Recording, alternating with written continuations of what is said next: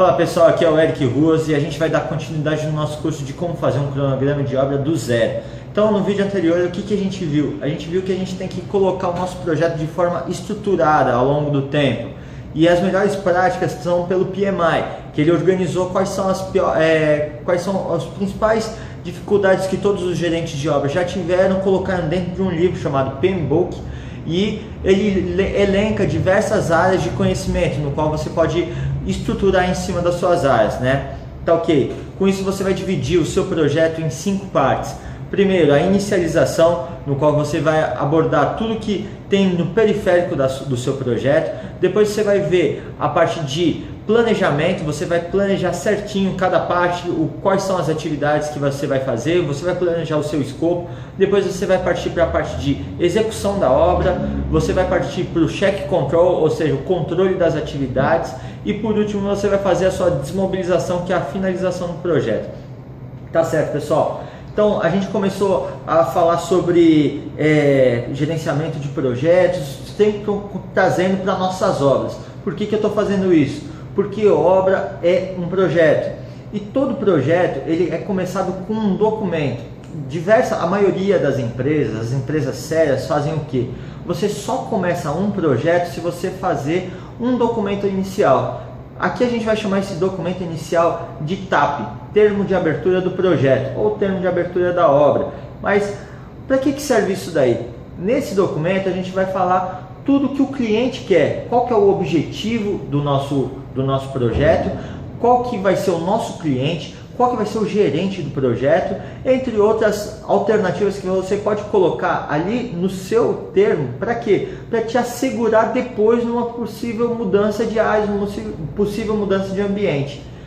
Geralmente, o que é considerado o TAP? O TAP é considerado como o primeiro documento de gerenciamento de risco. Por que gerenciamento de risco?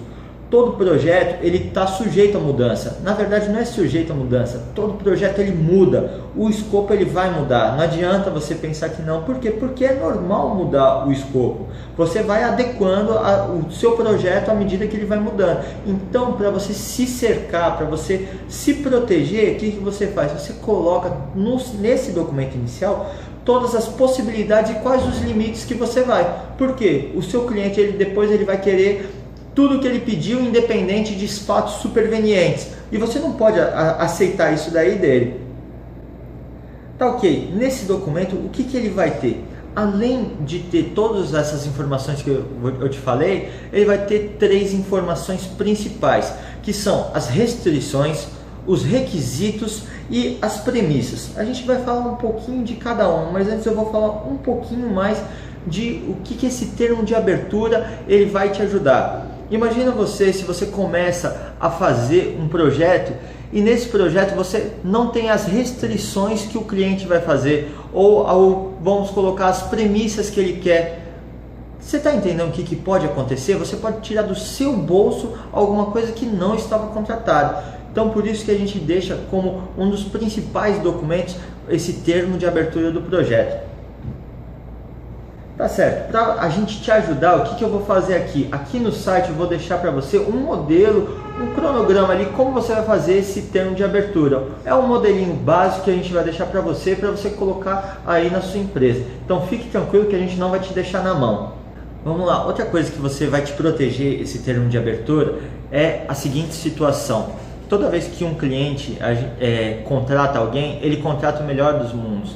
Então vamos imaginar, se no contrato ele está pedindo somente um transporte de material ou um transporte de pessoal, mais fácil.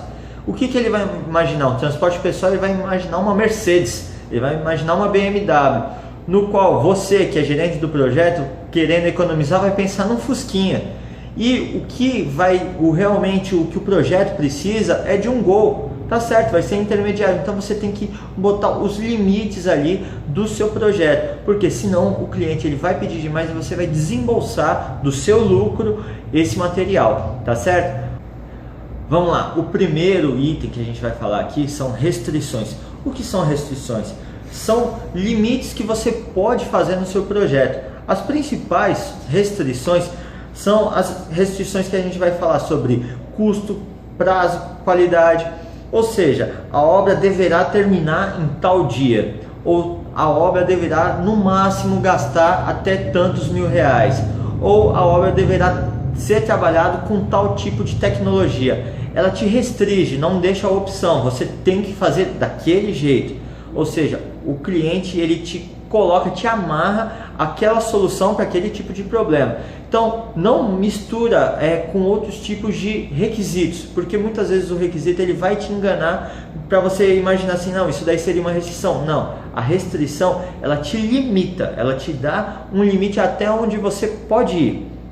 Bom, o segundo item que a gente vai falar aqui são os requisitos. Os requisitos são restrições técnicas que o cliente passa para você, mas ele vai te passar uma restrição de o que ele quer, mas como você vai fazer já é você que vai solucionar. Vamos passar aqui uma restrição técnica, uma restrição, um requisito que o cliente pode pedir eu quero uma casa de 3 quartos. Como o quarto vai estar disposto, você pode fazer. Ou o patrocinador ele vai querer que no último andar, o andar de cobertura, tenha uma piscina. Como vai ser a piscina? Você que vai fazer. Ou seja, são requisitos que ele quer, mas só que ele vai te falar o que ele quer e como vai fazer, você que vai decidir. E no requisito eles são divididos em 2 partes: os requisitos sistêmicos e requisitos não sistêmicos. Isso daí se enquadra muito em TI, mas às vezes em obras também se enquadra. Os requisitos sistêmicos geralmente vão ser esses, de o que ele vai fazer, como é que vai ser a sua obra. E requisitos não sistêmicos são requisitos que o cliente pode pedir, mas só que você vai ter que consultar outras pessoas e não vai te influenciar na execução da obra. Você quer ver um exemplo? O cliente ele pode querer que um requisito não sistêmico de que a característica do apartamento seja clean.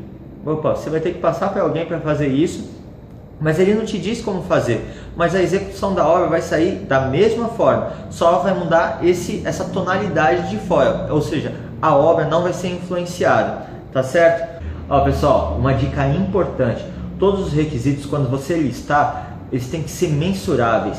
É muito importante que sejam mensuráveis. Você não pode chegar e falar, ah não, a cor da parede tem que ser bonita. Não, ele tem que ser mensurável e medido, ele tem que ser passível de medição.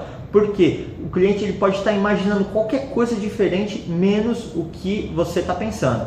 Então presta atenção, sempre quando você for colocar no termo de abertura, coloque algo mensurável, para não ter problema depois com o seu cliente, tá certo? Boa sorte aí! Bom pessoal, por último a gente vai falar das premissas. As premissas são as mais importantes. Por que eu estou falando que são as mais importantes? Premissas são para base de planejamento, são fatos que você toma como verdade e você planeja. Ficou meio estranho? Fica tranquilo, eu vou te explicar de uma forma bem fácil. Imagina assim, uma mulher ela vai se casar e ela quer se casar ao ar livre. Então é um requisito dela, ou seja, na verdade é uma restrição, ela quer se casar ao ar livre. Para ela se casar ao ar livre, o que você tem que tomar como premissa? O que você tem que tomar como verdade? Que no dia do casamento não vai chover. Você tem alguma garantia para ela que não vai chover naquele dia? Não, você não tem. Mas você toma como verdade que no dia não vai estar chovendo. E aí você faz todo o seu planejamento em cima, tomando que aquele dia não vai chover. Opa, você já viu aí que toda premissa vai ser passível de algum risco. É isso aí mesmo. Por que eu estou te falando isso? A chuva, você não tem controle. E se naquele dia chover? Ou seja, você tem uma probabilidade que chova naquele dia. Então você tem que colocar no seu gerenciamento de risco isso daí. Então fique tranquilo.